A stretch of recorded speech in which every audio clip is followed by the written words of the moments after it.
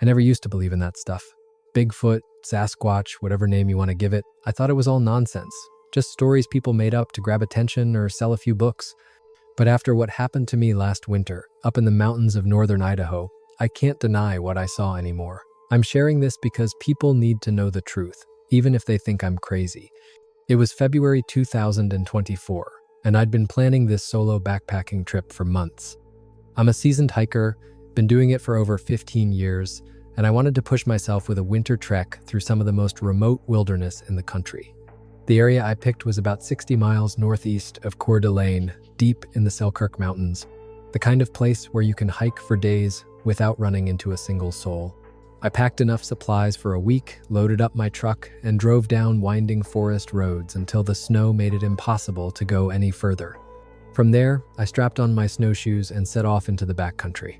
The plan was simple: hike about 12 miles in, set up a base camp, and spend a few days exploring before heading back out. The first day went perfectly.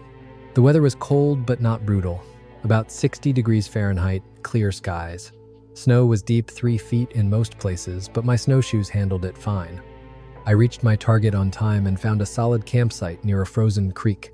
That first night, I fell asleep to the sound of wind whispering through the pines and the occasional crack of shifting ice. It was peaceful. The second morning started out normal. I broke camp early and decided to scout a ridge I'd marked on my map. The terrain was tough but manageable, and I felt good about the hike. That's when I came across the first track. I was crossing a small clearing when I spotted it in the snow, maybe 20 yards ahead. At first, I thought it might be a moose or an elk print, but the closer I got, the more unsettled I felt. The track was huge, at least 18 inches long and nearly 8 inches wide, but it didn't match any animal footprint I'd ever seen. It looked almost human, but far too big. The toes were clearly defined, and the print was pressed deep into the snow. I just stood there staring at it for 10 minutes, trying to make sense of what I was looking at. Maybe it was an old track that had melted and refrozen, making it look bigger. Maybe someone out here was using some kind of strange snowshoe, but deep down, I knew neither explanation made sense. The track was fresh, no more than a few hours old, judging by the clean edges. I snapped a few photos with my camera and kept moving, but the excitement I'd felt earlier was gone. Now, every shadow between the trees seemed suspicious. I kept scanning the forest, half expecting something to step out at any moment. I told myself I was just being paranoid, but I couldn't shake the feeling that something was watching me. Over the next 2 days, I found more tracks. They ran in a straight line north to south through the woods, always sticking to the heaviest snow cover where the trees provided shelter. Sometimes there was just a single print. Other times, I'd find a trail stretching 100, maybe 150 feet before disappearing into rocky patches where the snow was too thin to hold an impression. But the tracks weren't the strangest part. By the third day, I started noticing other things. Branches snapped off at impossible heights 10 to 12 feet up, clean breaks. They weren't old storm damage either. The wood was fresh, and the way the limbs were twisted showed something incredibly strong had wrenched them apart. I also found deep gouges carved into tree trunks, long claw-like marks that ran in sets of 4 or 5, slashing through the bark all the way to the pale wood underneath. They were way too high for a bear, and bears should have been hibernating anyway. These marks looked deliberate, like territory signs. That night, I set up camp in a stand of pines that felt safer than the other spots I'd used. But for the first time, I was genuinely nervous about being out there alone. While I was pitching my tent, I heard something that froze me in place, a sound that made the blood drain from my face. At first, it was a low rumble, almost like distant thunder, but it lasted too long and shifted too much in tone to be a storm. Then it rolled into something closer to a howl, but deeper, raspier, nothing like any wolf or coyote I've ever heard. The sound seemed to come from everywhere at once, echoing off the mountains until I couldn't tell where it originated. I stood frozen, listening. The forest went silent for maybe 30 seconds. Then it came again, this time from a different direction. There was no doubt something was out there, and it sounded massive. Day 4 brought me to a discovery that left me shaken to my core. I'd been following what looked like a game trail when I spotted a dark gap in the rocks about a quarter-mile ahead. As I drew closer, I realized it was the mouth of a cave. Not huge, but tall enough that a grown man could walk straight in without ducking. I should have turned back right then, but curiosity got the better of me, and I decided to take a look. I pulled out my flashlight and stepped through the entrance. The stench hit me immediately. It was overwhelming, a mix of wet fur, rotting meat, and something else I couldn't even place. It made me want to gag and back out, but I pressed forward a few more steps. The cave went deeper than I expected, maybe 40 feet, before curving out of sight. The floor was littered with pine needles and what looked like bones, mostly deer, but a few I couldn't identify. In one corner was a mound that looked disturbingly like bedding. Branches, moss, and strips of bark piled up like a crude nest. But what really grabbed my attention were the claw marks. They were everywhere, gouged deep into the stone. Some looked random, but others had an almost deliberate design, primitive shapes, crude symbols, and they were all at heights no ordinary animal could ever reach. Even worse were the bones scattered near the nest. Some were half chewed, with bite marks that didn't match anything I knew. Too big for a wolf, too precise for a bear. The teeth that left those impressions were massive, arranged in a way that was eerily human-like. I was crouching over one of the larger bones when I heard it, the sound that froze my blood. From deep inside the cave, beyond the reach of my light, came the steady rhythm of breathing, slow, heavy. Something enormous was asleep in there. I backed toward the entrance, moving as quietly as I could, when I heard stones shift outside. My heart pounded as I killed the flashlight and pressed myself against the wall. Through the cave mouth, I could see a huge shadow moving across the snow. Whatever it was massive, and it was walking right past. The breathing deeper inside the cave stopped. Whatever had been sleeping was awake now, and I could hear it stirring in the dark. I was trapped, something outside, something inside, both far larger than anything I'd ever want to confront. I held my breath and waited. The shadow outside lingered at the entrance for what felt like forever. Then, slowly, it moved away. I stayed plastered to the wall another 10 minutes, listening to faint noises echo from the depths, before finally daring to look outside. The clearing was empty, but the snow just outside the entrance held fresh tracks.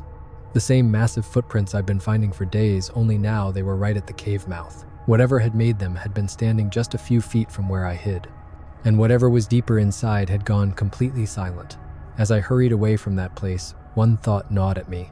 There had been more than one set of prints.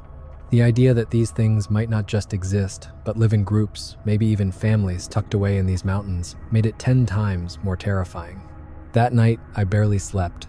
Every sound outside my tent shot adrenaline through my veins. Wind in the branches sounded like footsteps. Snow sliding off the tarp sounded like breathing. I kept my flashlight and pepper spray within reach, though I doubted they'd do much against whatever was out there. Around 2 a.m., I heard the noise that snapped me awake inside my sleeping bag. Something was circling my camp, moving slow, deliberate, as if it was inspecting every inch of my tent. I could hear the soft crunch of snow with every step it took, and every so often the faint scrape of my gear being nudged or sniffed. Then the footsteps stopped right outside the thin wall of my tent, just inches from where my head lay. I held my breath and listened. For at least 5 minutes, whatever it was just stood there. I heard it breathing, deep, steady breaths that misted in the freezing night air. At one point, I swear I felt pressure against the tent wall, like something was gently pushing in, testing the fabric. Then came a sound that almost made me scream. A low, guttural roar, not quite a growl, but so deep and rough it shook through my chest. It seemed to come from directly above me, as though the thing making it was towering right over my tent. The sound went on for 30 seconds, then cut off abruptly. I lay frozen in absolute silence the rest of the night, too terrified to move. When dawn finally came, I found proof that something really had been there. My backpack had been dragged several yards from where I'd left it. The snow around my tent was packed down, massive footprints forming a perfect ring around the camp. And strangest of all, just 20 feet away, someone or something had stacked rocks into a small cairn while I slept. I should have packed up and left right then. Looking back, that would have been the smart choice. But I was only 2 days into a trip I'd planned for a week, and part of me still clung to the idea that there had to be a rational explanation for all this. That was a mistake. On day 5, I decided to stick closer to camp instead of pushing deeper into the backcountry. I figured staying within a smaller area might give me a better sense of control. Turns out I was dead wrong. While following the frozen creek, I started to feel it again, that undeniable sense of being watched. You know that hair-raising instinct when you're sure eyes are on you? Multiply that by 100. That's what it felt like. I kept glancing over my shoulder, scanning the tree line, but nothing was ever there. Just fleeting movement in my peripheral vision, gone the instant I turned my head. Shadows shifting when they should have been still. It felt like something was stalking me, always just out of sight, and better at hiding than I was at spotting it. Around noon, I stopped for lunch on a fallen log near the creek. That's when I heard the knocking for the first time. 3 heavy, deliberate thuds like a tree trunk being slammed with a club. The sound echoed across the forest, and a few seconds later, another set of knocks answered from a different direction. This went on for minutes. 3 knocks here, 3 knocks there. It was communication, plain and simple. And whatever was making those sounds wasn't alone, they were moving, coordinating, maybe even encircling me. The knocks grew closer, until it sounded like they were coming from just beyond the tree line on both sides of the creek. Then, silence. A silence so complete it was unnatural. No wind, no birds, no rustle of squirrels or rabbits in the brush. Just a dead, heavy stillness pressing in from every direction. I shoved the rest of my food back in my pack and started moving fast. But the feeling of being shadowed only grew. Every few minutes, another knock echoed from somewhere behind me, like something was tracking me, marking my position for something else. When I came across the deer carcass, everything snapped into place in the worst possible way. I was crossing a small clearing when I froze in my tracks. On the opposite bank, about 50 yards downstream, stood something that was definitely not natural. Logs and branches had been stacked against a boulder, forming what looked like a crude shelter. It wasn't sophisticated, but it was functional, and it was fresh. The sight of it was unsettling enough, but then I saw what hung from the tree branch beside it. A deer, suspended nearly 8 feet above the ground, strung up with twisted vines or strips of bark. The animal had been gutted and partially skinned, not in any way I'd ever seen a hunter process game, but in a way that was deliberate, purposeful. The cuts on the deer were jagged, uneven like it had been torn apart by hand rather than butchered with a blade. What made it worse was how fresh it was. Blood still dripped from the carcass onto the snow below. That meant the kill had happened recently, maybe only hours earlier. Against every instinct screaming at me to turn back, I crossed the creek for a closer look. Up close, the shelter was even more terrifying. The logs were massive, the kind you'd need a whole crew of men and heavy equipment to move. Yet there were no tool marks, no ropes, no tracks from machinery. It looked as though they'd been dragged and stacked into place with nothing but brute strength. Inside, I found more bones and that same rancid stench I'd smelled back in the cave. Stripped bark and moss had been layered together like crude bedding. But what unsettled me most were the claw marks gouged into the wood. Deep, ragged furrows as though made by fingernails, only no human nails could ever be that thick or that strong. That's when the knocking started again. This time closer, much closer. And it wasn't just 2 points answering each other. I could hear it from at least 4 different directions, forming a ring around me. I was surrounded. My hands shook as I raised my camera, snapping photos of the shelter as quickly as I could. But then I heard it, the sound that made my blood run cold. Heavy footfalls crunching in the snow, closing in from every direction. The knocking stopped. In its place came a series of low, guttural sounds like a hushed conversation carried on the wind. I couldn't make out words, but there was rhythm, tone, structure, communication. Whatever was out there, they were talking to each other. About me. I spun in every direction looking for cover. A cluster of big pines stood maybe 20 yards away, but to reach them, I'd have to sprint across open ground where I'd be completely exposed. My only other option was to stay near the shelter and pray they lost interest. Then I saw movement. Through the trees on the far side of the clearing, something enormous and dark slipped between the trunks. Still partly hidden, but each second it drew closer. The way it moved was wrong, too fluid, too confident, like a predator that knew it already had me cornered. That was all the push I needed. I ran for the trees. Maybe that decision saved my life. I tore across the open ground, expecting at any moment to hear pounding footsteps chasing me down. But instead, what I heard was far worse. Laughter. Deep, booming, almost playful. They were letting me run, amused by my panic. I pressed myself behind the thickest pine I could find, trying to steady my breathing.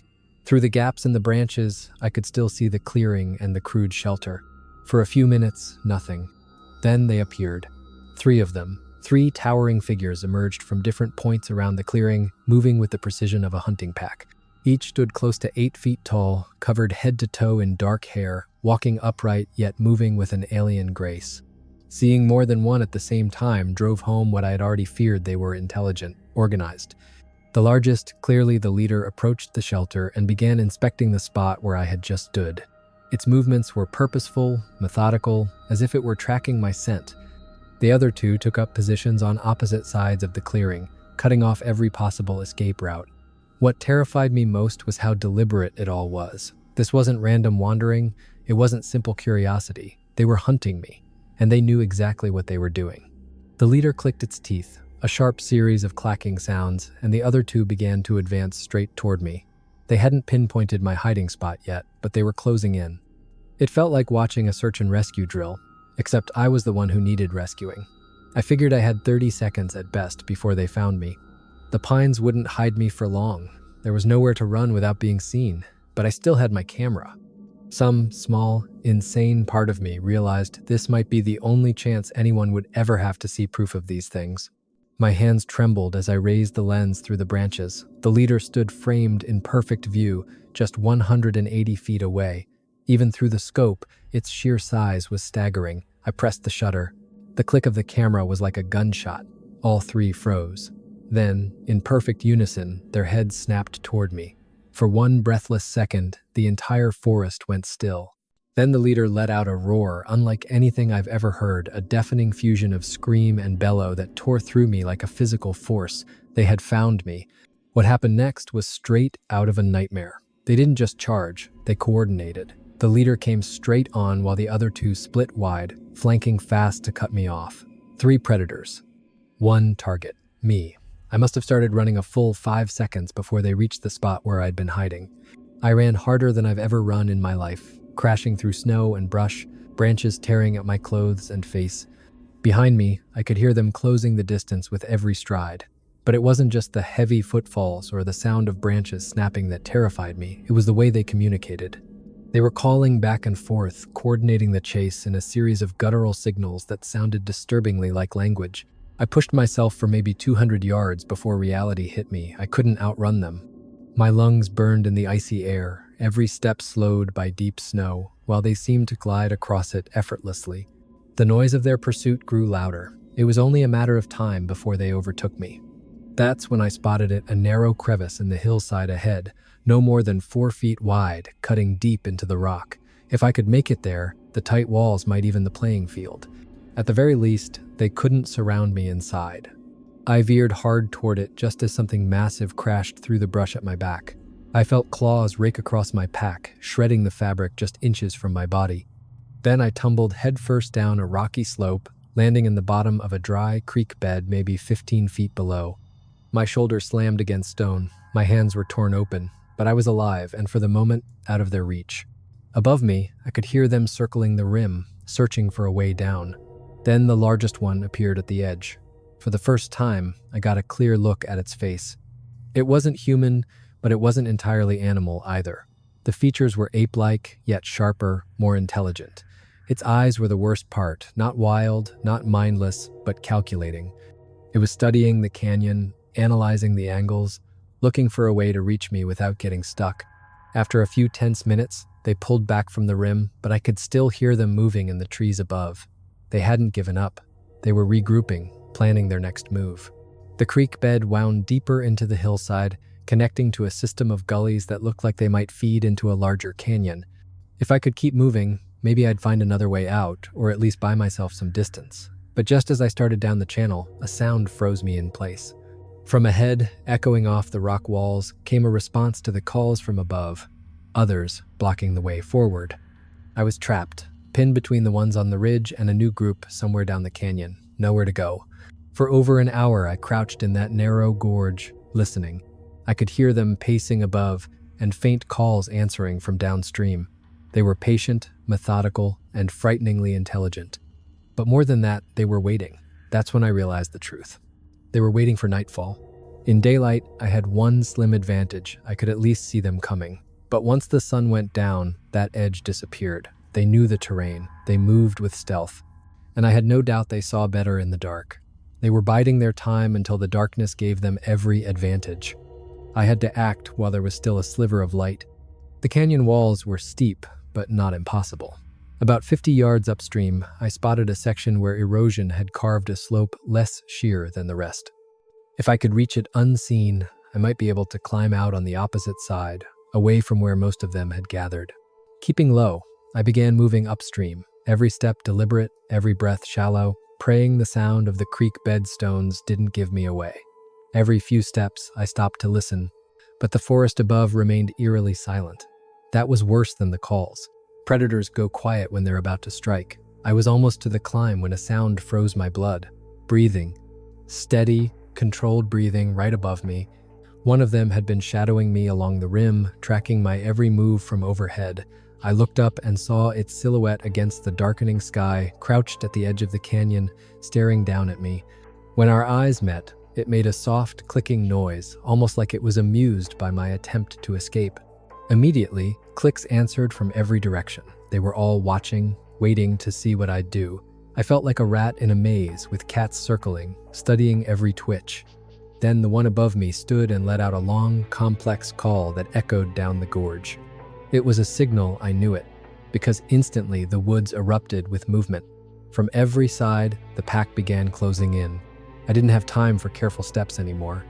I scrambled up the slope as fast as I could, slipping on loose stone, shredding my palms as I clawed for holds. Behind me, something massive crashed into the gorge. I just reached the lip when powerful hands clamped around my ankle. For one horrifying instant, I thought I was caught for good, but my boot tore free, ripped from my foot as I tumbled into the brush on the far side. What followed was the most desperate chase of my life. Subtlety was gone. They weren't circling. They weren't hurting. They were coming at me full force, crashing through the forest with one purpose. And now I could hear at least 4 of them, maybe more. I sprinted blindly through the darkening woods, branches whipping my face, roots catching my legs, lungs searing in the icy air. Fear drove me forward, raw and primal. Every time I thought I'd gained a little ground, a chorus of calls rose behind me, proof they were still on my trail. After what felt like hours, though, it was probably only minutes, I saw something ahead that lit the faintest spark of hope, another cave. Smaller this time, more of a crack in the hillside than a true cavern, with an entrance so narrow only one person could squeeze through. I dove for it just as something enormous dropped from the trees behind me. Claws raked across my pack again, this time tearing it clean off my back. I barely managed to wriggle through the gap and collapse into darkness. Inside, the space was tight, little more than a rock fissure. I had to crawl on hands and knees, scraping skin, but that was exactly what I needed. No creature that size could follow me in here. Behind me, I heard them trying. Claws screeched against stone, frustrated roars bellowed at the entrance. At one point, I swear I heard them digging, trying to widen the passage. But it was useless, the rock held. Finally, the sound subsided. I pushed myself deeper until I was wedged safely out of reach, then sat in the pitch dark, heart hammering. I don't know how long I waited. Hours, maybe. But they didn't leave. Instead, they settled in outside. I could hear them moving, pacing, sometimes right at the entrance, sometimes farther away, but always close enough to remind me escape was impossible. And when brute force failed, they tried something worse, psychological warfare. They started making sounds designed to mimic human voices. Phrases like "help me" and "is anyone there" came out in voices that were almost convincing, but not quite. The cadence was off, the pronunciation slightly wrong, like they'd learned by listening to people but didn't really understand what the words meant. Other times, they pounded rocks against the cave mouth in complex rhythms that sounded disturbingly like music. I realized they were trying to communicate, maybe to bargain, maybe to trick me into coming out. The most unnerving moments, though, were when they went completely silent.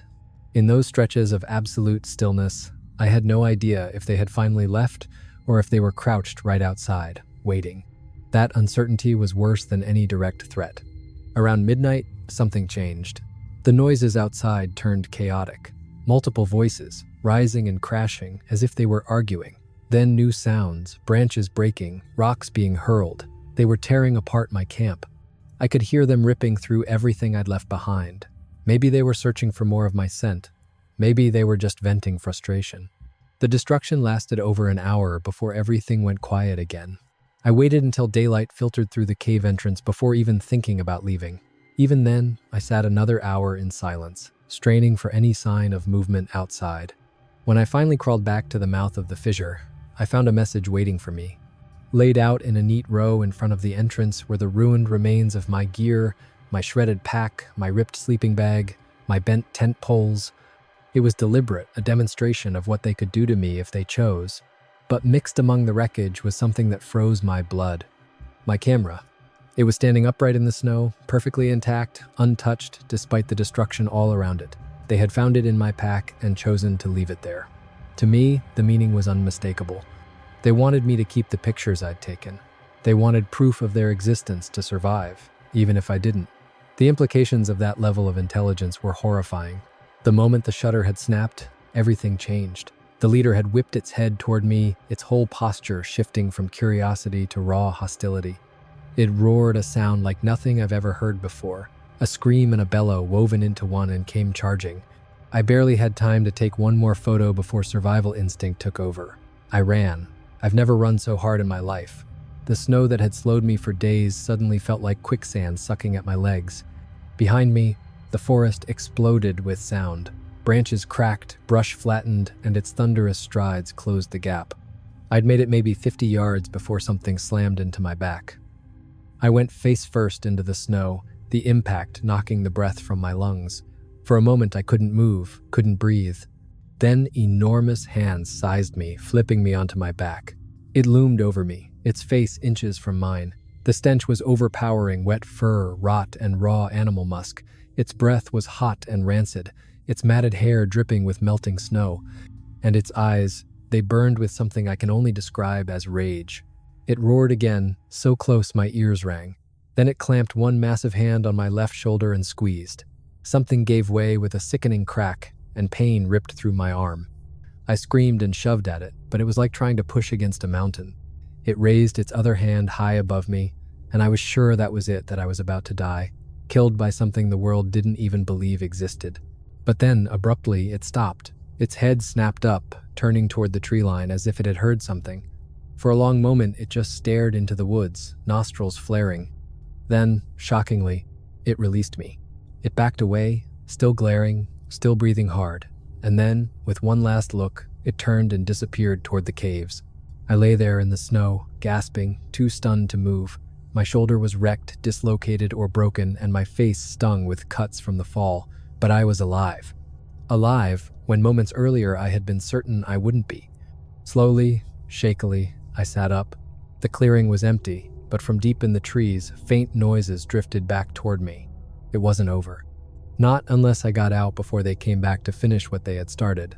That's when I spotted it, a narrow fissure in the rock wall, maybe 10 yards to my left.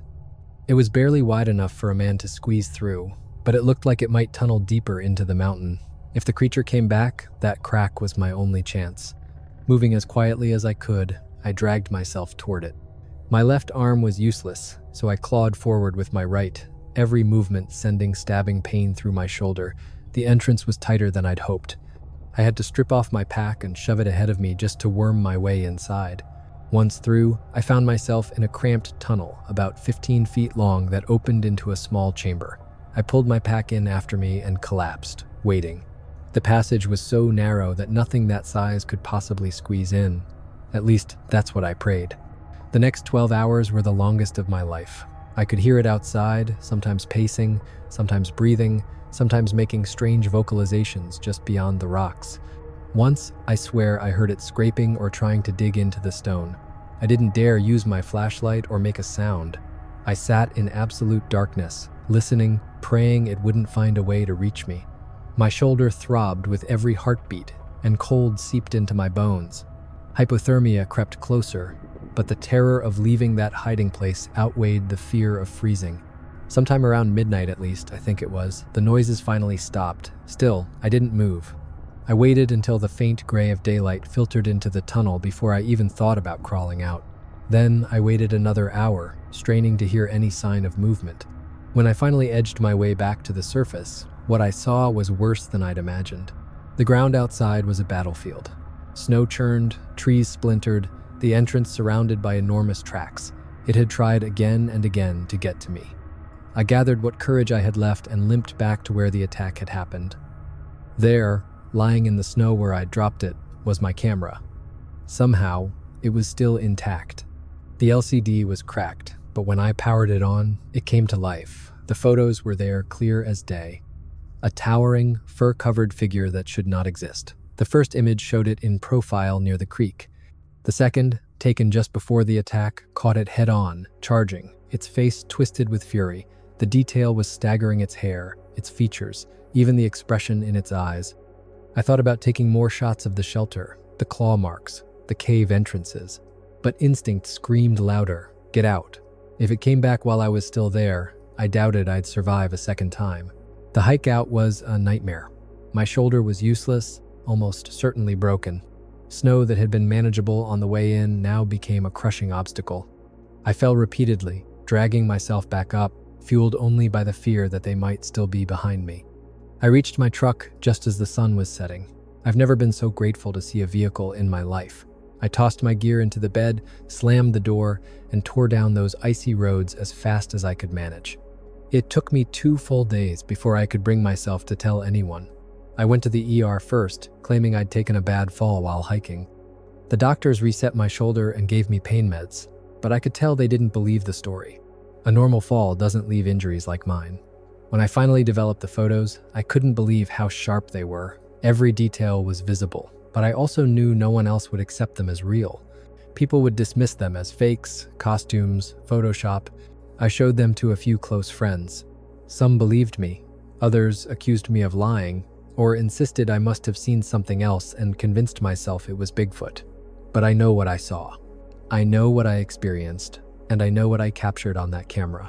I've thought about going back trying to gather more evidence, but the truth is, I don't think I have the courage. The memory of that face inches from mine, the roar in my ears, the absolute helplessness, that's not something I'm willing to relive. People ask if I regret the trip, if I wish I'd never seen what I saw, and honestly, I don't know.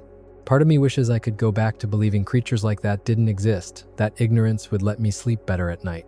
But another part of me feels strangely fortunate to have witnessed something most people never will. There are things out there in the deep wilderness that we don't understand, things we aren't prepared to face. And they're still out there. These creatures have hidden from human civilization for centuries, maybe longer.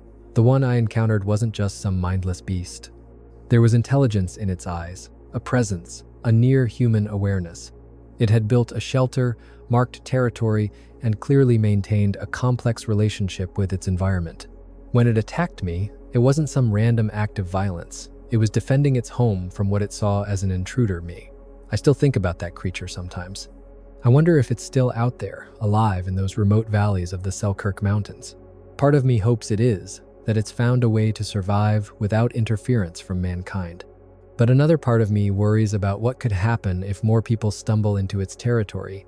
I still have the photographs I took that day. They're stored safely, with multiple copies in case the originals are lost. I've also written down everything I can remember, every track, every shelter, every detail of the attack and its location. Some have urged me to share the evidence with researchers, maybe even mount an expedition back to that place. But I'm not sure that's the right thing to do. That creature has managed to avoid people for longer than we can imagine. Do I have the right to expose it to the world? For now, I keep the exact location to myself. The area is so remote that ordinary hikers are unlikely to encounter it by chance, and I'd like to keep it that way. If it's still out there, it deserves to live in peace. But at the same time, I believe people should know. These beings exist. We are not as alone on this planet as we'd like to believe. The wilderness holds mysteries we've barely begun to understand. The world is far stranger and larger than most of us realize. I know some who read this will think I'm lying or crazy. I don't blame them. If someone had told me this story a year before it happened, I would have laughed.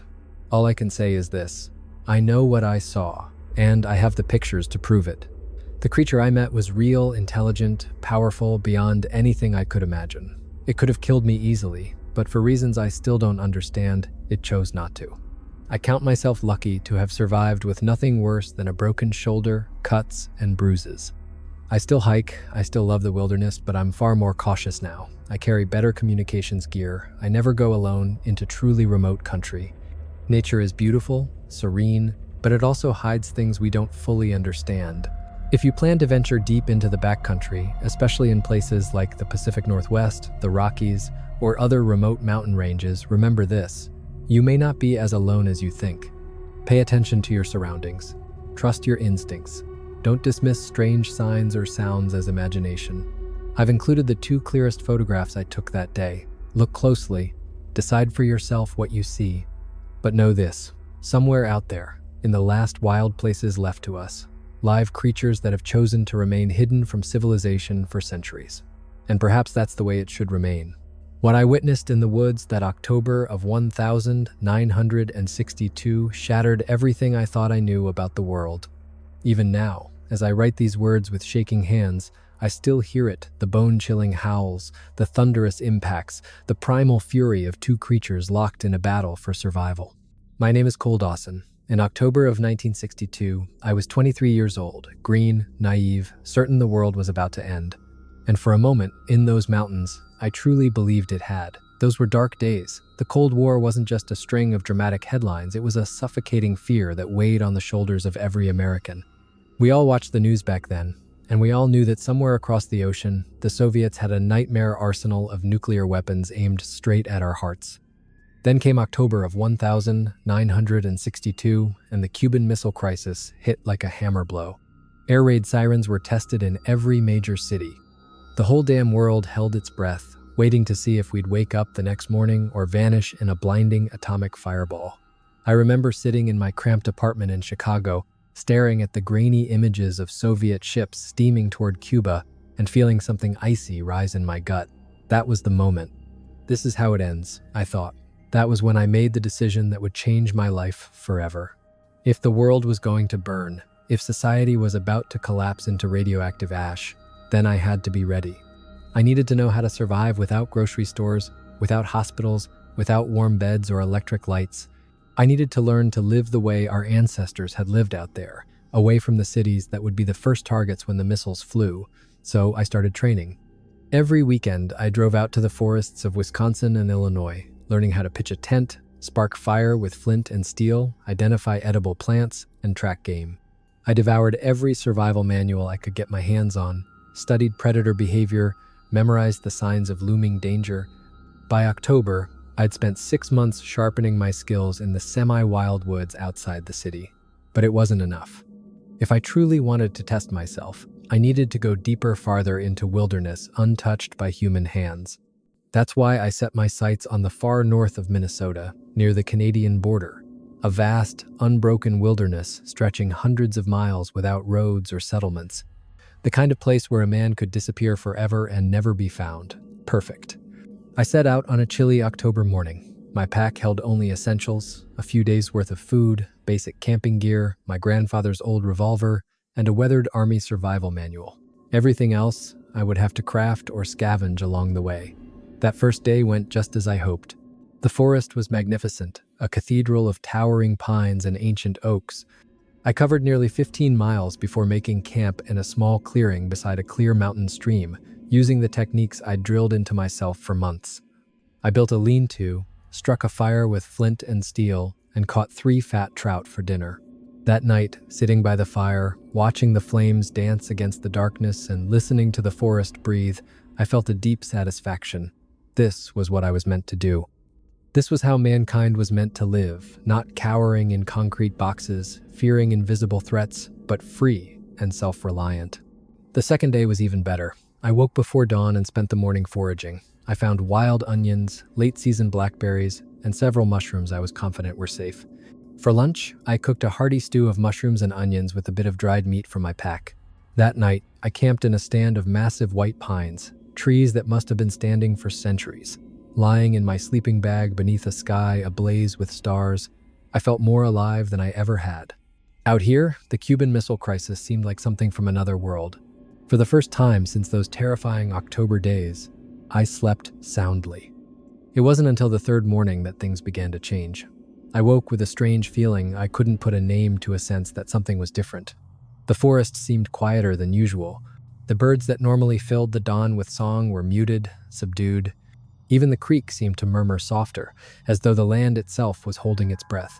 As I broke camp and pushed deeper into the woods, that feeling only grew stronger. It was like an itch between my shoulder blades, a constant awareness of unseen eyes following me. I'd learned enough about wilderness survival to recognize the signs predators leave behind. When a bear or a mountain lion is near, the forest changes. Small animals go silent, birds stop singing, even the insects cut their buzzing short. But this was different. This wasn't the respectful silence of prey acknowledging a predator. This was something else entirely. Around midday, I stopped for lunch beside a still pond, its surface a mirror reflecting the blaze of autumn leaves overhead. Sitting on a fallen log, chewing on cold jerky and wild berries, I found myself scanning the tree line again and again, searching for the source of my unease. That's when I saw them footprints pressed deep into the soft mud at the water's edge. At first glance, I thought they were human, barefoot maybe, but when I crouched closer, my blood ran cold. Each track was enormous, twice the length of my size, 1-0 boots, and proportionally wider. The toes were distinct, 5 of them, like a person's but longer, more ape-like, with what looked like claw marks at the tips. The heels were broad and round, and the arches so pronounced that they left a clear gap in the middle of each print. But it was the stride length that unsettled me most. Whatever had made them took steps at least 4 feet apart. That meant legs and a body far larger than anything I could imagine. Kneeling by that quiet pond, staring at those impossible tracks, I felt my carefully constructed worldview begin to crack.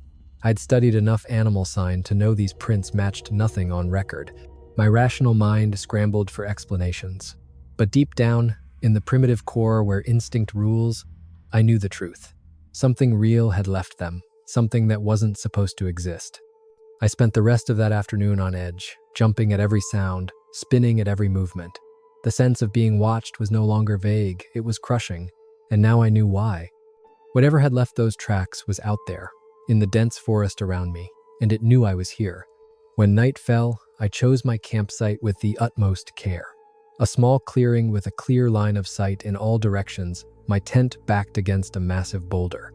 I built the fire bigger than usual, stacking enough wood to burn through the night, but even with my precautions, sleep never came. Every rustle of leaves, every crack of a branch had me clutching my revolver, eyes straining into the blackness. More than once, I was sure I saw massive shapes moving just beyond the firelight, towering silhouettes slipping between the trees, watching. When dawn finally broke, I was exhausted, paranoid, and shaken. Yet more determined than ever to prove to myself, if no one else, that I could face whatever the wilderness threw at me. That was my mistake. Day 4 brought weather as heavy as my mood. Storm clouds rolled in overnight, shrouding the forest in oppressive gray. The air turned thick and wet, carrying not just the metallic tang of impending rain, but another smell, musky, animal, wrong. Every time I caught it, my skin crawled. Every instinct screamed at me to turn back, to abandon this foolish test of willpower and return to civilization while I still could. But to do that felt like admitting failure. It meant confessing that I wasn't strong enough to survive if the world fell apart, so I pressed on, following a narrow game trail deeper into the tightening woods.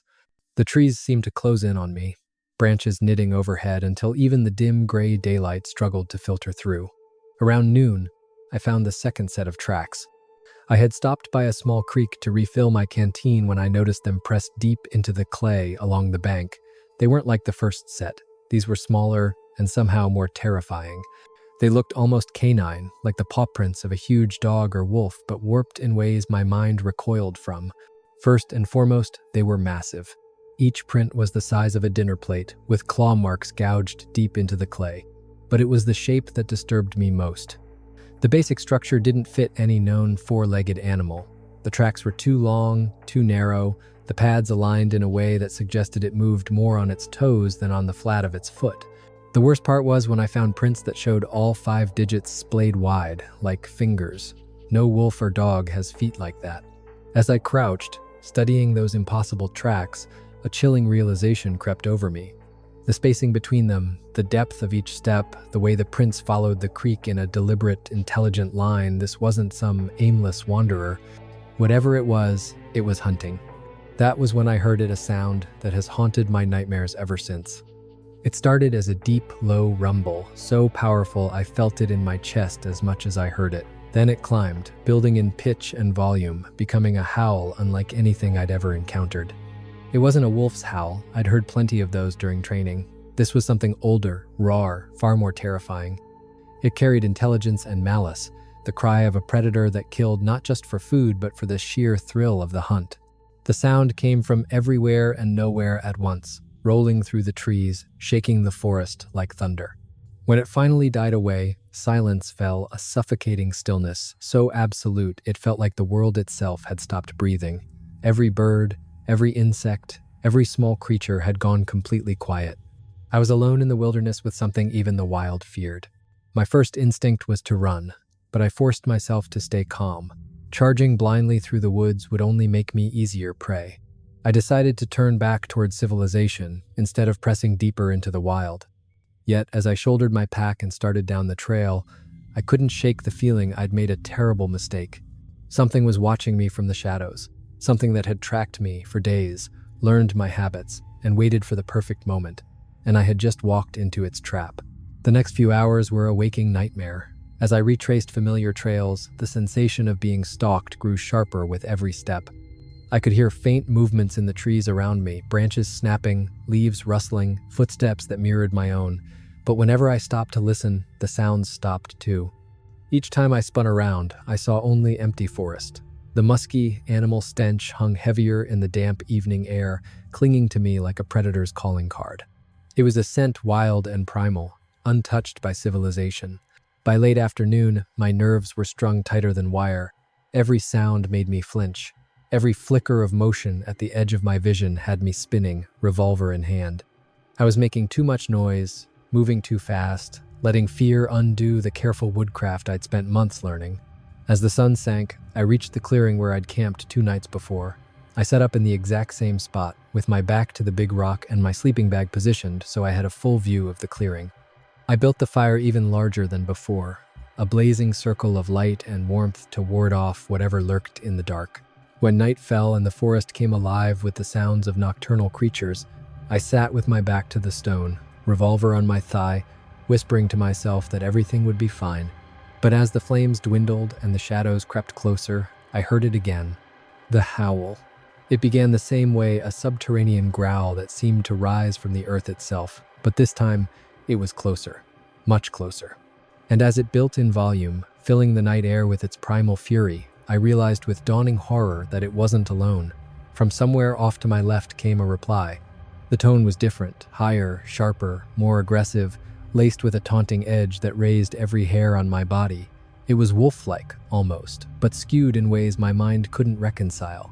The 2 calls circled my camp, answering each other, weaving a dialogue that hinted at intelligence, coordination, and a focus.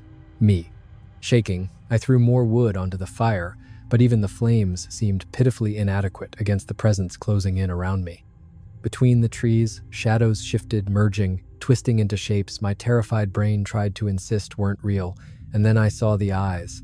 At first, they were only pinpricks of light, faint sparks reflecting the fire from just beyond the tree line. But as I focused, my stomach dropped. The eyes were huge, 3 times the size of any normal animal's, and they burned with unmistakable predatory intelligence. Too high above the ground for anything 4-legged, too deliberate in their gaze for anything less than sentient. It was like staring into the watchful eyes of something that stood upright, something far taller than any human had a right to be. As I sat frozen, those eyes shifted, pacing slowly around the perimeter of the firelight. For a heartbeat, I glimpsed the outline behind them, a massive, fur-covered form that seemed to absorb light rather than reflect it. My hands shook so badly I could barely keep my revolver steady as I raised it. But I didn't shoot. Something primal deep in my brain screamed that firing now would be a fatal mistake, that the only thing keeping me alive was its curiosity. Predator and prey locked in a standoff across the thinning glow of a dying fire. Its eyes never left mine. That sharp, appraising stare cut deeper than any growl could. Then, after what felt like hours but could only have been minutes, the gaze shifted. Slowly, deliberately, the eyes moved behind the shelter of my rock and vanished into the dark. But I could still hear it, heavy footfalls circling, moving through the forest beyond, too heavy to belong to any known animal, too purposeful to be chance. I didn't sleep that night. Instead, I sat with my back against the rock, feeding the flames, listening to the thing's movements echo through the trees. Every so often, I caught a glimpse of those glowing eyes staring from a new angle, a new vantage point, reminding me that I wasn't alone. When dawn finally broke, I was spent hollow and more certain than ever that I needed to leave before another nightfall. The gray daylight filtered through the canopy like weak smoke, barely pushing back the shadows, barely softening the fear lodged in my chest. But it was daylight, and that was enough. I tore down camp quickly, shouldered my pack, and set off toward the trail that would lead me back to civilization. My plan was simple: cover as much ground as possible while the sun still held. But the deeper I went, the colder my blood ran. Tracks everywhere. The same massive two-legged impressions I'd found 3 days ago now lined the muddy edges of the trail and the banks of every stream I crossed. My own path mirrored back at me, step for step, as if whatever left them had been following me the entire way. And now they were joined by the others, the warped, canine-like prints I'd first seen by the creek, dozens of them. Evidence that whatever made them was running, moving with purpose, moving in concert. It hit me like ice water. I wasn't being stalked by one thing, I was being hunted by two kinds of creatures, and worse, they were working together, coordinated, intelligent, calculated. By midday, terror drove me harder than hunger or exhaustion ever could. I had to get out before the game ended and they finally closed in. But when I crested a low ridge and looked down into the valley below, my legs buckled. In a small clearing beside the creek, the very place where I had first found those impossible prints, two massive figures moved in the dappled sunlight. At first, my mind rebelled, clawing for rational explanations. Bears, moose, some trick of the light. Anything but what I knew deep down. I crouched behind a fallen log, heart hammering, and forced myself to look again. And there it was, undeniable, unthinkable, and real. The larger of the two was unlike anything I had ever seen or even imagined.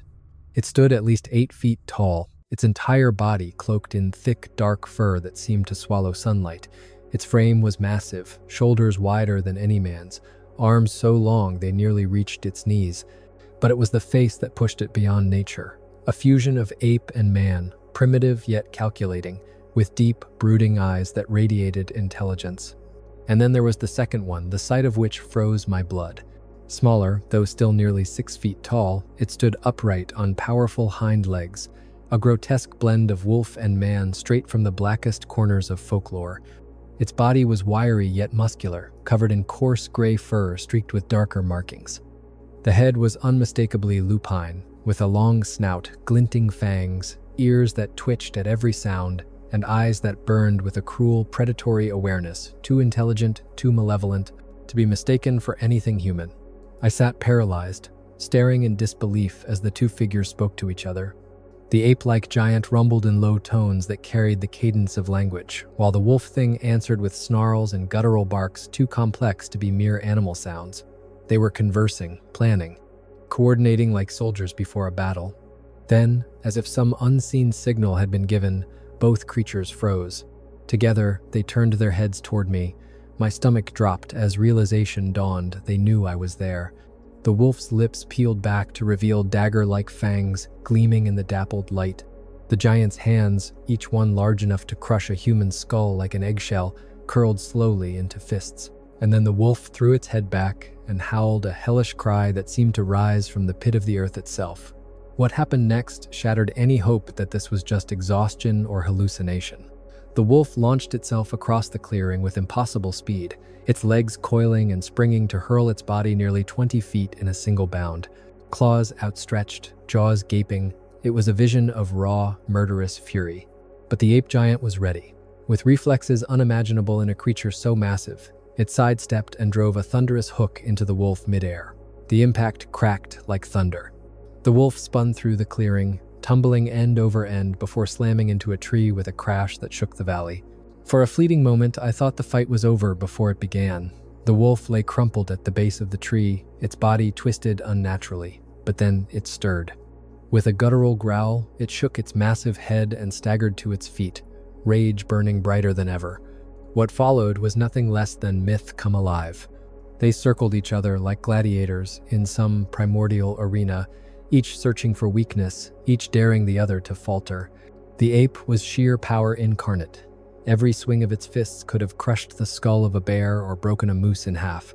The wolf was faster, darting, weaving, slashing with claws and snapping with fangs sharp enough to rip flesh from bone. Again and again they collided in brutal clashes that made the ground tremble. The wolf lunged for the giant's throat, only to be hammered back by a blow that hurled it across the clearing. Each time it fell, it rose again, snarling, relentless, more furious than before. Blood began to flow freely, bright red, spattering dark fur and matting gray. The giant's chest was raked with deep gouges. The wolf's flanks were torn from bone-crushing punches. The air, filled with their roars, bellows, and snarls, sounds so alien, so primal, that even now, 60 years later, I can hear them echoing in my nightmares. The ape roared, its voice shaking the leaves overhead, a sound of primal rage and territorial fury. The wolf answered with howls and snarls dredged from the pit of nightmares. As the battle raged on, I realized this wasn't just a fight between two predators vying for land.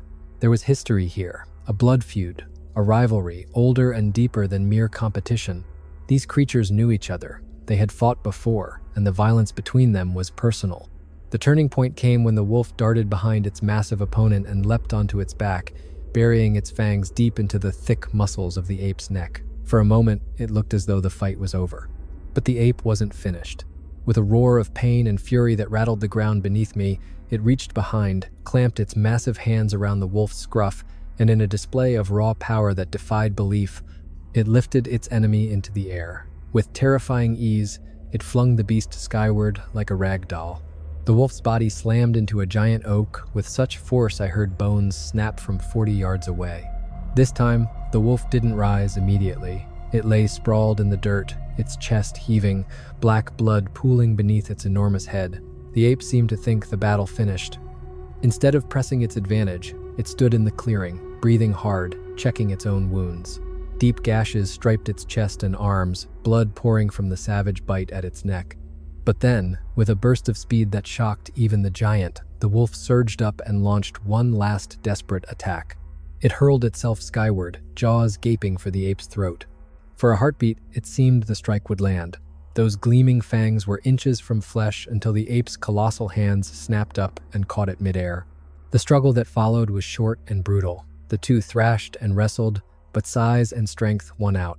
With a final, monstrous effort, the ape pinned both of the wolf's arms and began to squeeze. The wolf writhed, clawed, snapped its resistance, weakening as the life was crushed from it. I was certain I was about to watch one impossible creature kill another when something unexpected happened. The ape, perhaps realizing its rival was seconds from death, suddenly released it. The wolf collapsed to the ground, gasping, choking, alive but broken.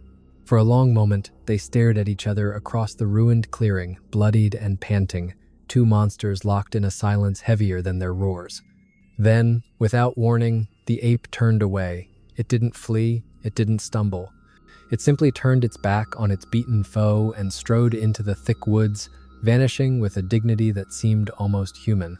The wolf stayed down for minutes, struggling to recover. Then it rose unsteadily, confusion flickering in its glowing eyes. At last it limped into the forest, moving in the opposite direction of the ape. And just like that, I was alone. For minutes after they vanished, I stayed crouched behind the fallen log, paralyzed, hardly daring to breathe. My mind reeled, grasping at the impossible truth of what I'd just seen.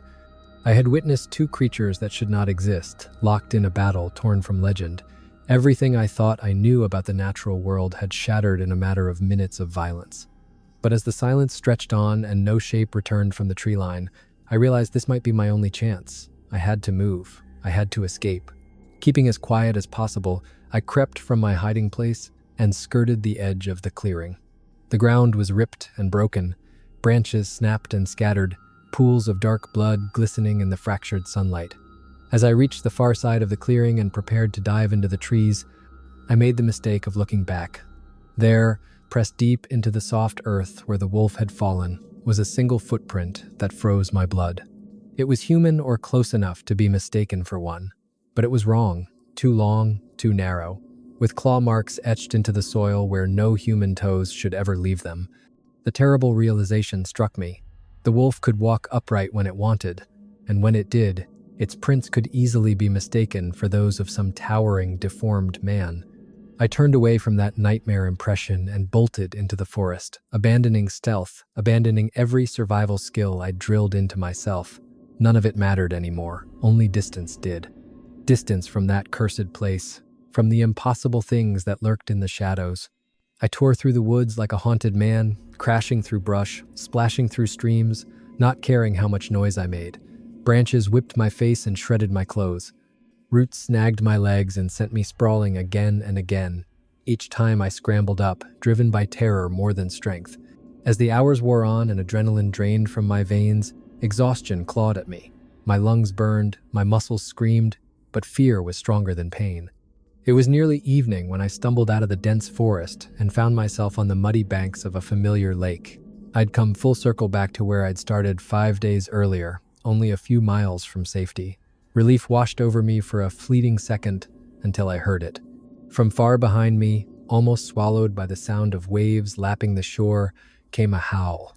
Low, long, intelligent. Not the voice of a wolf, but something infinitely worse. It was coming closer. I didn't wait to see what would emerge from the trees. I plunged into the freezing lake, striking out for the far shore. My waterlogged pack dragged me down like an anchor, but I couldn't let it go. My grandfather's revolver was still inside. That quarter-mile swim felt like the longest of my life. Every stroke was agony, my arms trembling, my lungs burning. But somehow, by sheer will, I reached the far bank and dragged myself onto the rocky shore, coughing up lake water. For a precious few moments, I just lay there, trying to gather the strength to move. Then I heard it, the splash of water behind me. I turned my head and saw a massive silhouette slicing across the lake. Each stroke powerful and efficient, faster than any human swimmer. The wolf had followed me into the water. I staggered to my feet and forced my body into a run. My legs shook, but terror pushed them on. I took the trail I knew would lead me back to the parking lot where my dusty old car was waiting. Behind me came the sounds of pursuit water cascading off a massive body, claws scraping against stone, and beneath it all, ragged, labored, breathing. It was wounded. The battle with the ape had taken its toll. That realization gave me a sliver of hope. If I could stay ahead for just a mile or two, if I could reach the car before it closed the distance, I might survive. The trail wound through familiar landmarks, places I remembered from the start of my trip. Each bend brought me closer to civilization. And as dusk bled into night, I finally saw it, the faint glow of electric lights from the small town near where I'd parked. I was almost there, almost safe. But when I crested the final ridge and looked down at the empty parking lot, my heart stopped. There it was, my car sitting alone beneath the stars. And from somewhere, far too close, so close I could feel it in my bones, came the sound that had haunted me for days. The wolf's howl. This time, it wasn't distant. It was here. And there was something different in that last howl, less the confident cry of a predator and more the desperate fury of a dying beast. I reached my car just as it broke from the tree line, 40-50 yards behind me. Under the pale rising moon, I could see how badly it was wounded. Its gait was uneven, its body trembling. Dark blood matted its gray fur, and one arm dangled at an unnatural angle. And yet, it still came on, driven by a determination to finish what had begun in that dark forest. My hands fumbled at the keys, shaking so hard I could barely fit one into the lock. Behind me, its ragged breathing grew closer, claws scraping asphalt. Finally, mercifully, the door opened, and I tumbled inside. The engine roared to life on the first turn, and I shot out of that empty lot just as the creature closed in. In my rearview mirror, for the briefest moment, I saw it standing in the road, watching me flee, its eyes burning with that same terrible intelligence. Then I rounded a curve, and the night swallowed it whole. I drove like a man possessed, not stopping until dawn found me on the outskirts of Minneapolis. Only then, in the dim light of a truck stop diner, pushing cold eggs and bacon around my plate, did I allow myself to believe I had survived. But survival brought no peace. Who would believe me? Who could accept that a young man from Chicago had witnessed a battle between a Sasquatch and something I can only describe as a werewolf? Even my friends had thought me mad for going into the wilderness to prepare for nuclear war. What would they say to this? So I stayed silent, Whatever those things were, wherever they had come from, they deserved to remain hidden, free from human interference. I returned to Chicago, to my job, my apartment, the rhythms of daily life. I watched the Cuban Missile Crisis dissolve without a single bomb falling. And I tried to convince myself nothing had really happened. But memory doesn't fade. Night after night, I woke drenched in sweat, hearing those bone-chilling howls echoing in the darkness. I would see those burning eyes again, watching me from the shadows. I would feel again the primitive terror of being hunted by something that saw me not as a man, but as prey. Years passed, then decades. The Cold War ended, the world changed, technology advanced. But the forests of northern Minnesota remained as wild and secretive as they had in 1962. From time to time, I'd see reports in the papers, claims of Bigfoot sightings, whispers of werewolves. Most were dismissed as hoaxes or hallucinations. I read them with a strange mix of sorrow and recognition, knowing there were others who had glimpsed the truth but could never share it. I sometimes wondered if I should have spoken out, fought to make people believe. But then I would remember the intelligence in those eyes, the way they had spoken to each other, planned, communicated, and I knew my silence was the right choice. Some truths are too dangerous to tell, some secrets must remain buried. Now, as I write this in the final days of my life, I can at last speak. I am 85 years old. Cancer is winning its battle against me. Soon, very soon, I'll be gone, and with me, this story will die unless I set it down now. This is the truth of what happened in those dark Minnesota woods in October of 1962. I have not added, I have not embellished, I have not hidden. This is exactly what I saw. Exactly what I endured. Exactly what has haunted my dreams for more than 60 years. I don't expect you to believe me. I would not believe it myself if someone else told me. But I know what I saw, and I know it was real. And I know that somewhere, in the deep places of the world, the impossible still walks beneath the stars. The Cuban Missile Crisis passed without fire and ruin. The world did not end in atomic flame. But for me, in those forests, something did end. The naive belief that mankind understands the world it inhabits, the faith that we have cataloged every important thing, the illusion that we are the only intelligent beings on this planet. I came to understand that we share this world with creatures older, stranger, and wiser than we are.